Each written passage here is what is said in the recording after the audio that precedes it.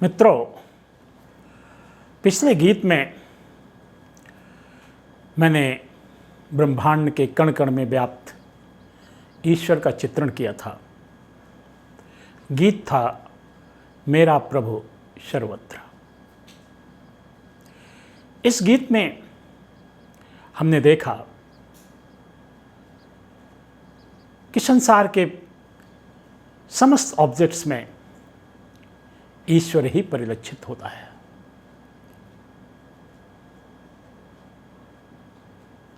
संसार की समस्त गतिविधियों में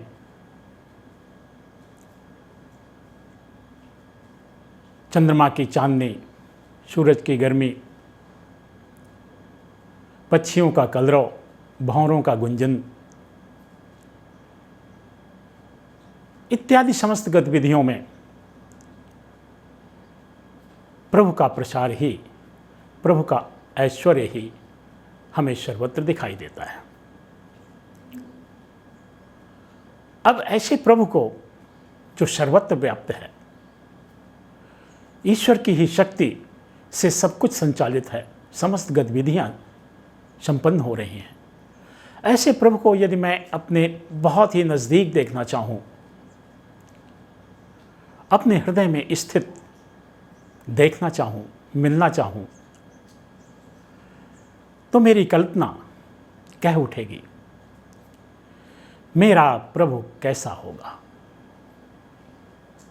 तो ये गीत प्रस्तुत है, मेरा प्रभु कैसा होगा। मेरा प्रभु कैसा होगा, मेरा प्रभु कैसा होगा, मेरे जैसा ही होगा। स्नेहमयी आँखों से वह मुझे देखता होगा। मेरा प्रभु कैसा होगा, मेरे जैसा ही होगा। स्नेहमयी आँखों से वह मुझे देखता होगा। मेरा प्रभु कैसा होगा। जीवन पथ पर चलते चलते इन अंधियारी रातों में, जीवन पथ पर चलते चलते इन अंधियारी रातों में, वो चांद सुहाना बनकर राह दिखाता होगा। मेरा प्रभु कैसा होगा। जीवन पथ पर चलते चलते इन पथरीली राहों में, जीवन पथ पर चलते चलते इन पथरीली राहों में, वो शीतल निर्झर बनकर प्यास बुझाता होगा। मेरा प्रभु कैसा होगा। जीवन पथ पर चलते चलते यूं ही बातों बातों में, जीवन पथ पर चलते चलते यूं ही बातों बातों में, वो जीवन सारथी बनकर गीत अमर गाता होगा। मेरा प्रभु कैसा होगा, मेरे जैसा ही होगा। मेरा प्रभु कैसा होगा, मेरे जैसा ही होगा।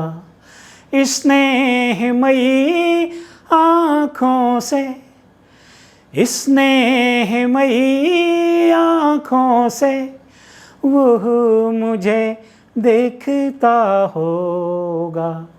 मेरा प्रभु कैसा होगा, मेरा प्रभु कैसा होगा।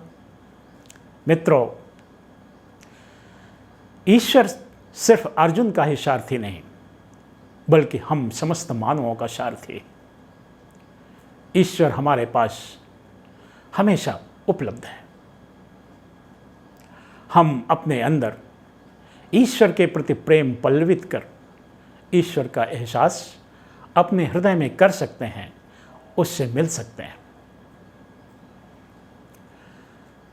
गीता में भगवान कृष्ण ने स्पष्ट रूप से 12वें अध्याय के 8वें श्लोक में कहा है,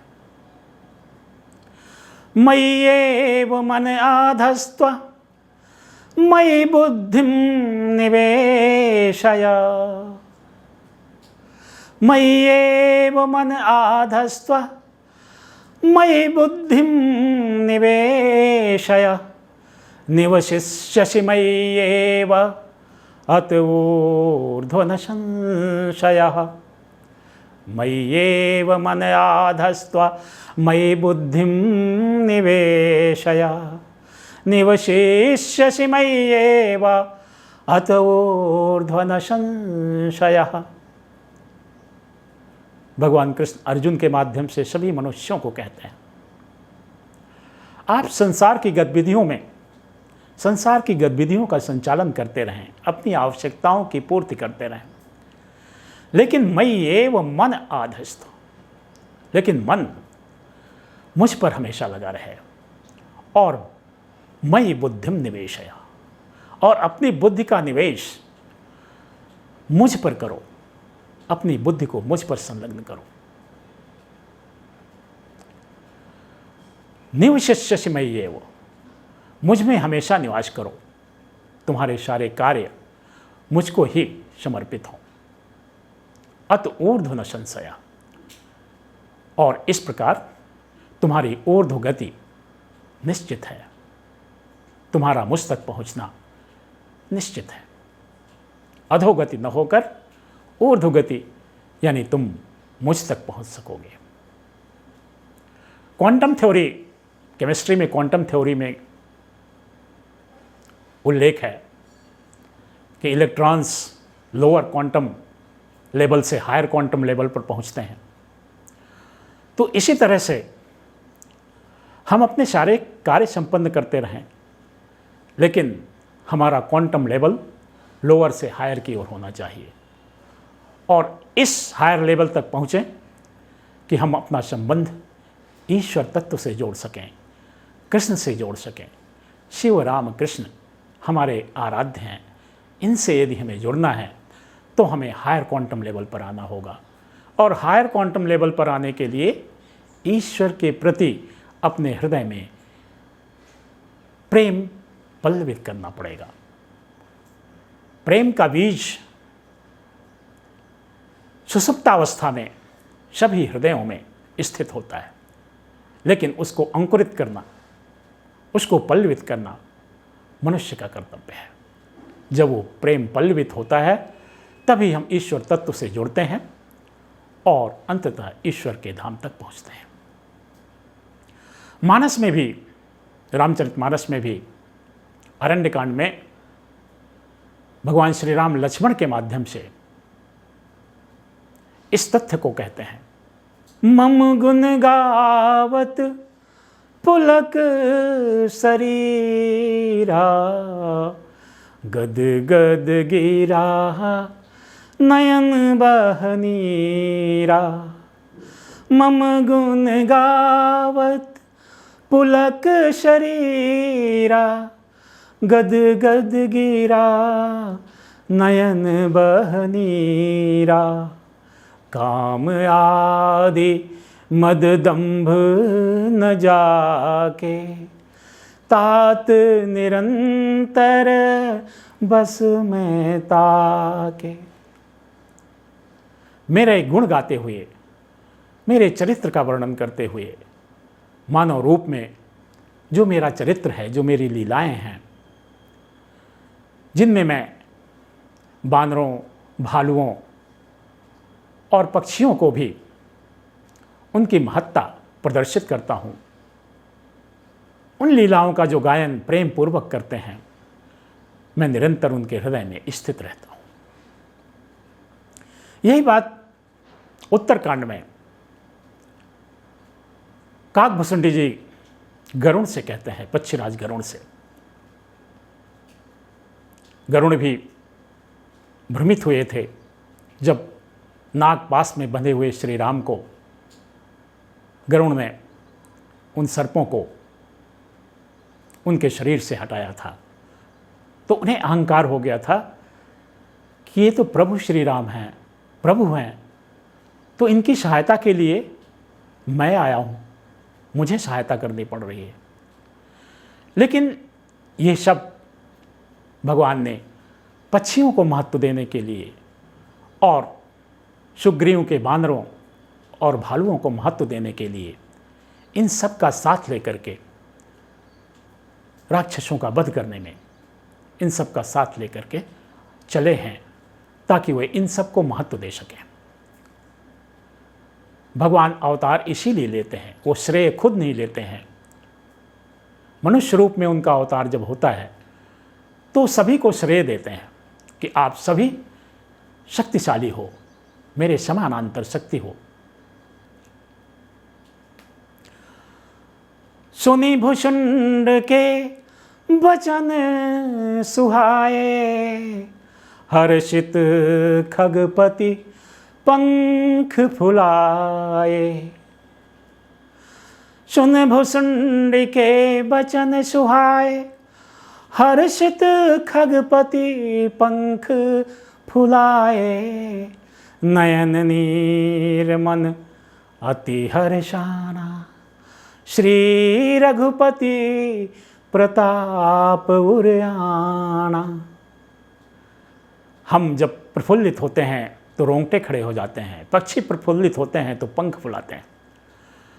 तो जब भुसुंडी जी से इस वास्तविकता को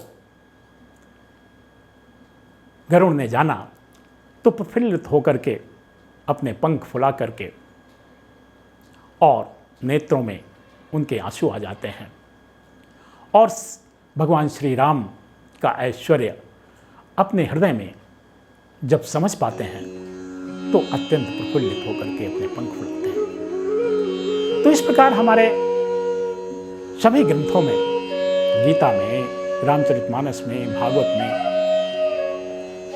इन बातों का, इस शाश्वत सत्य का जिक्र है कि ईश्वर का जब हमें एहसास होता है तब हमारी स्थिति कुछ अलग ही होती है और हम अधो स्थिति हमारी न हो करके ऊर्ध्व स्थिति पर हम पहुंचते हैं और यही हर जीवात्मा का लक्ष्य है। जय श्री राम, जय श्री कृष्ण।